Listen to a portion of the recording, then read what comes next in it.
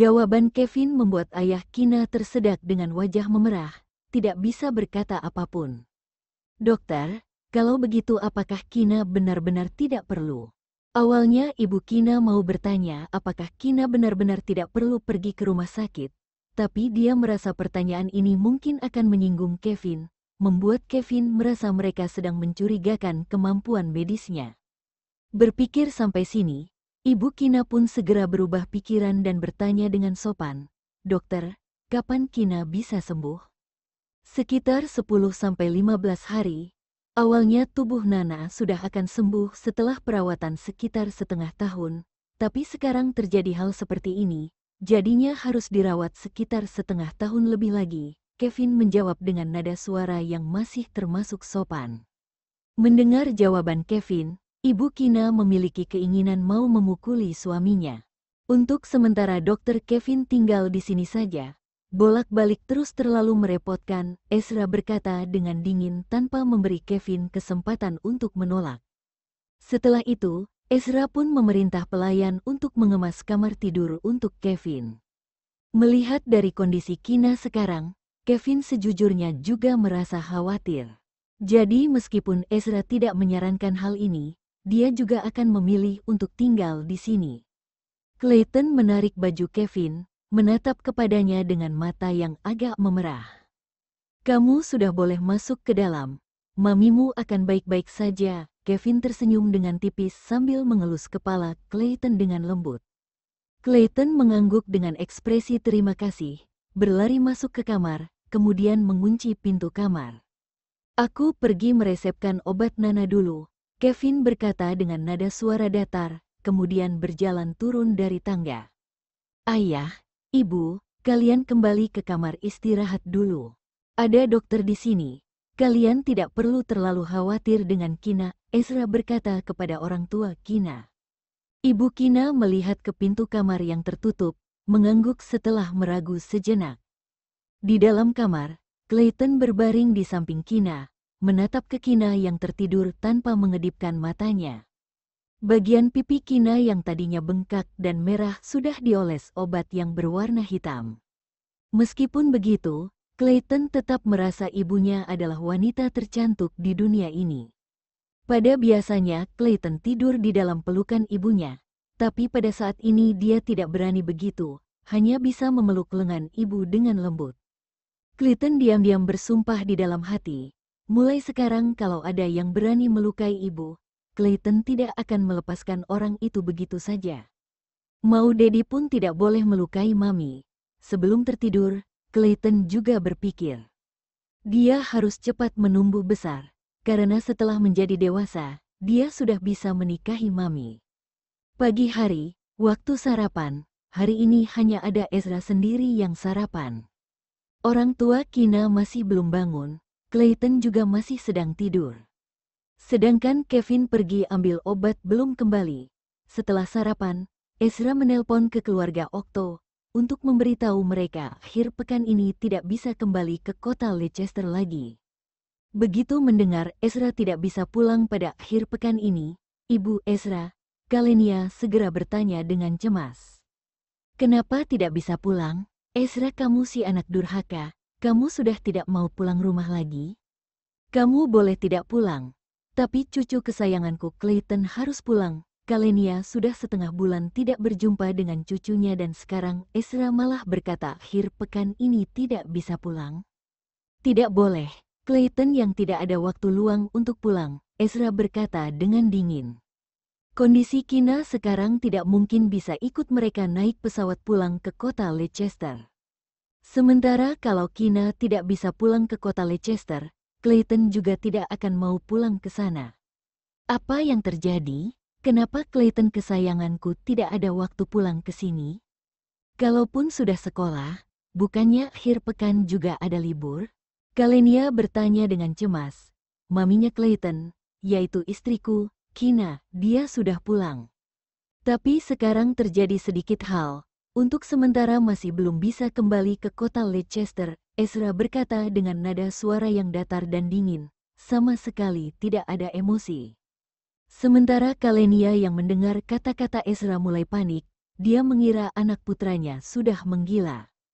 Tuan muda kedua, kamu jangan takuti ibu. Apa yang terjadi? Kalenia bertanya dengan panik dan ketakutan.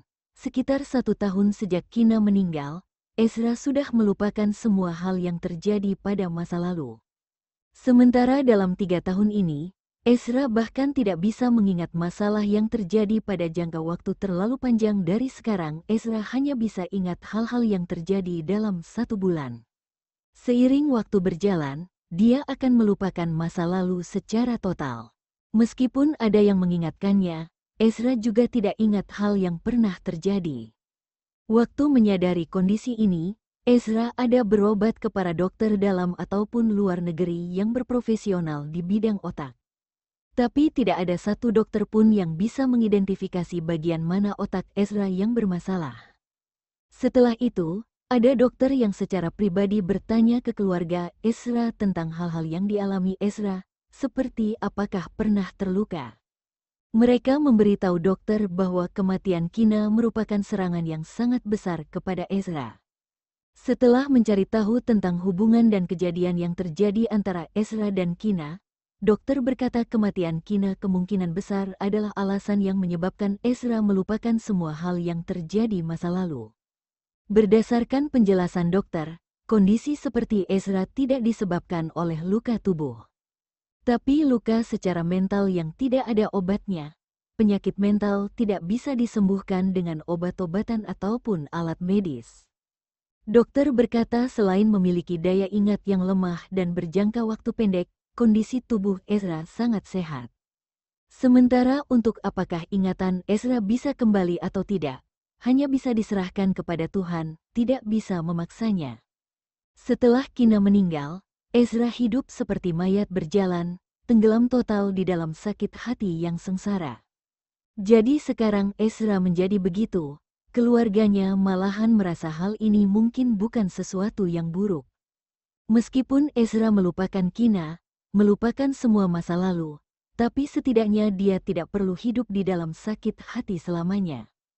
Setelah diskusi bersama, keluarga Okto pun memutuskan untuk menghindari membahas tentang Kina. Di dalam 3 tahun ini, tidak ada satu orang pun yang berani menyebut nama Kina di depan Ezra. Ezra mengerutkan alisnya, teringat dengan Vito Okto pernah berkata mereka semua mengira Kina sudah meninggal. Reaksi ibu setelah mendengar kabar Kina menjadi tidak aneh. Bu, aku sangat baik. Ezra memijat dahinya, mencoba untuk menjelaskan, Kina tidak mati. Semalam aku sudah jemput dia pulang. Mendengar kata-kata Ezra, keringat basah langsung membasahi dahi Kalenia, sampai suaranya saja menjadi bergetar. Tuan muda kedua, tidak apa-apa kalau kamu dan Clayton tidak bisa pulang pada akhir pekan ini. Tidak apa-apa. Ibu tidak akan paksa kamu jangan pikir terlalu banyak. Tunggu kamu mau pulang baru bawa Clayton pulang saja. Kalau pekerjaanmu terlalu menekankan, kamu ambil cuti pendek saja. Bawa Clayton pergi liburan atau apa, Kalenia tidak mengerti. Masalah ini sudah berlalu 4 tahun. Ezra sudah melupakan semua ingatan selama 3 tahun, kenapa hari ini bisa tiba-tiba membahas tentang Kina? Bu, aku serius. Kina tidak mati. Ezra berkata lagi dengan nada suara yang serius. Iya, kata-katamu benar. Masalah kamu dan Clayton tidak pulang pada akhir pekan ini. Aku akan beritahu yang lain. Kalenia sama sekali tidak berani membantah kata-kata Ezra, segera setuju dan mengganti topik. Ezra tahu ibunya tidak percaya dengan kata-katanya, tapi dia tidak bersikap keras kepala mau menjelaskan. Jadi dia hanya menjawab, iya, dengan dingin. Kemudian menambah, kalau begitu, akhir pekan ini aku dan Clayton tidak pulang. Kalenia segera menjawab iya tidak apa-apa.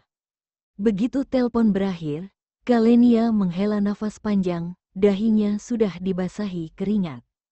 Bu, kenapa abang kedua dan keponakan kecil tidak jadi pulang ya? Dari percakapan ibu dan abang kedua, Vito kira-kira bisa tahu apa yang sedang mereka bicarakan di telepon. Hanya saja, perubahan reaksi ibu terlalu besar.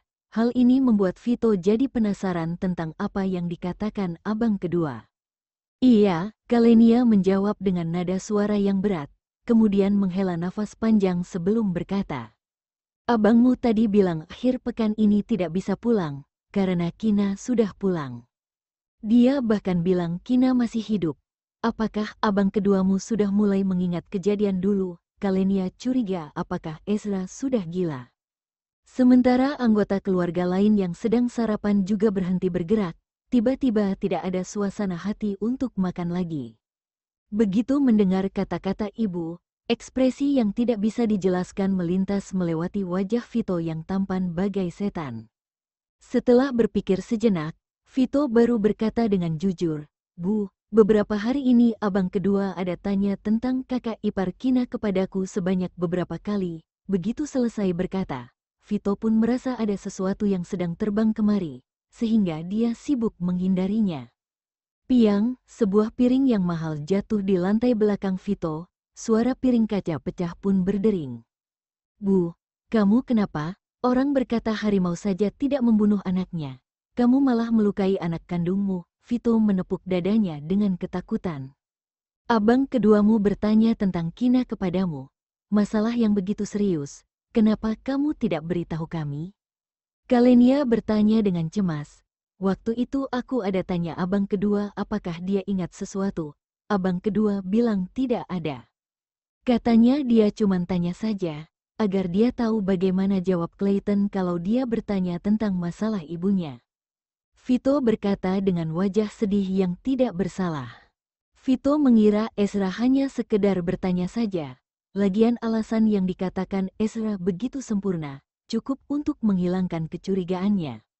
Selain itu, kalau Ezra benaran tidak mau beritahu Vito, mau Vito buat apapun dia tidak akan bisa mengetahui pemikiran Ezra yang sebenarnya.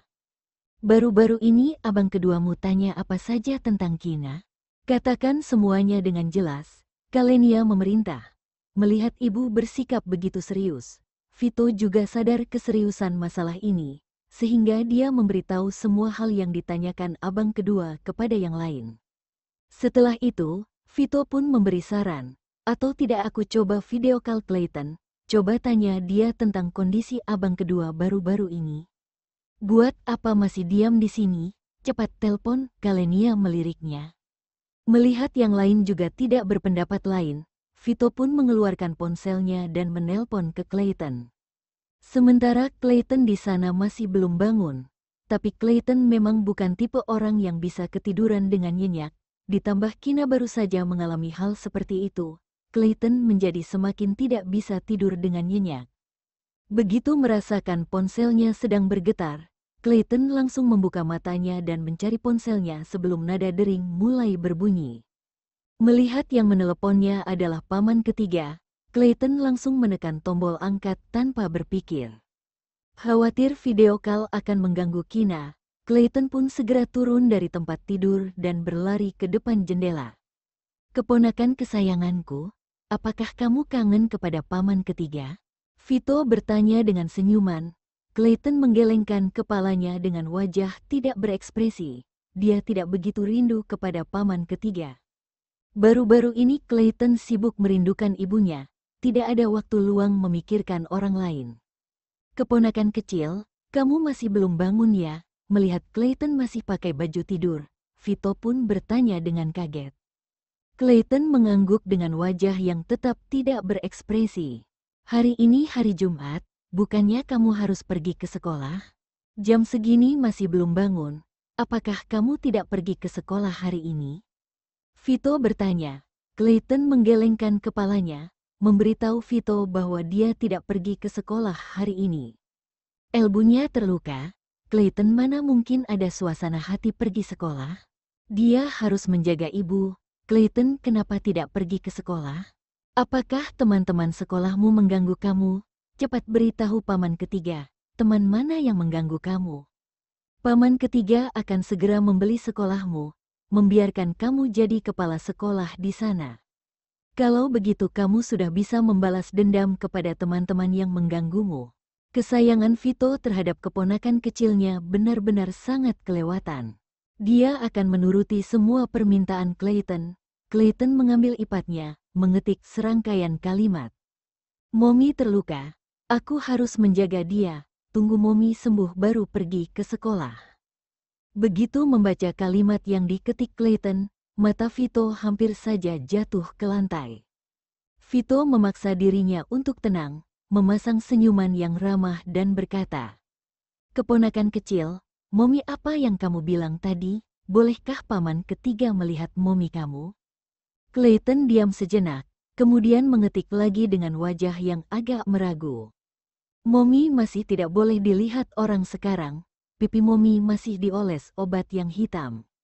Meskipun Clayton merasa Mommy tetap terlihat cantik, tapi orang lain tidak tentu juga merasa seperti itu. Clayton tidak boleh memperlihatkan penampilan Mommy yang orang lain mungkin bisa merasa tidak cantik. Hal ini akan merusak kesan Mommy yang sempurna. Kenapa masih tidak boleh melihatnya? Vito merasa sangat penasaran. Dia cemas mau tahu Mommy yang disebut Clayton itu siapa, tampak seperti apa. Clayton mengerutkan alisnya, kemudian mengetik dengan iPad. Yang penting tidak boleh lihat. Tidak ada kenapa. Melihat kata-kata yang diketik Clayton, Vito tahu Clayton sudah mulai tidak sabar. Meskipun Vito tidak bisa mencari tahu hal ini dari abang keduanya, menghadapi seorang anak kecil tidak sulit baginya. Jadi Vito pun berkata lagi dengan ramah, "Keponakan kecil, ayo perlihatkan momimu kepada paman ketiga." Paman ketiga tebak momimu pasti cantik seperti peri. Cepat perlihatkan kepada paman ketiga.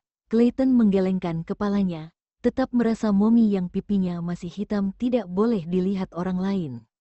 "Keponakan kecil, paman ketiga selalu baik kepadamu, kan?